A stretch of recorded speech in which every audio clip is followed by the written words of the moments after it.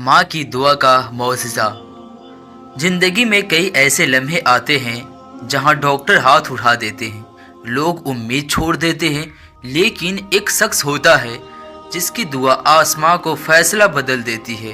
वो है माँ। एक जवान लड़का अपने घर के इकलौता सहारा था। सुबह घर से निकला तो उसकी माँ ने उसके सर पर हाथ रखा, बेटा अल्लाह तुम्हें अपनी हिफाजत में रखे।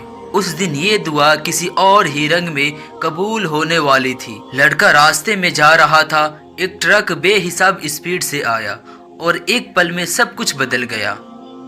लोग भाग कर आए, लड़के बेहोश, सांस टूट रही थी।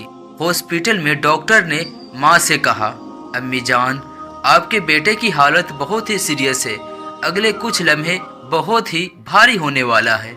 माँ का चेहरा सफ़ेद पड़ गया, उसकी आंखों में आंसू बह रहे थे, लेकिन उसने एक ही बात बोली, जब तक मैं दुआ कर रही हूँ मेरा अल्लाह मेरे बेटे को नहीं छोड़ सकता। माँ सजदा में गिर गई, ज़मीं भी उसकी बेचैनी महसूस कर रही थी।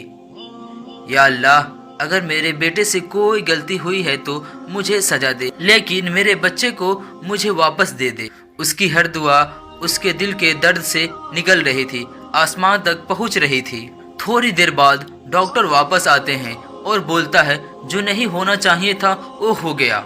ये कैसे हो सकता है? जिसकी सांस रुक चुकी थी वो अब नॉर्मल हो रहा है। जवान की आंखें धीरे धीरे खुलने लगी थी। उसने सबसे पहले अपनी माँ का नाम लिया, अम्मी। माँ दौड़ कर आई, उसने अपने बेटे को हाथ पकड़ लिया।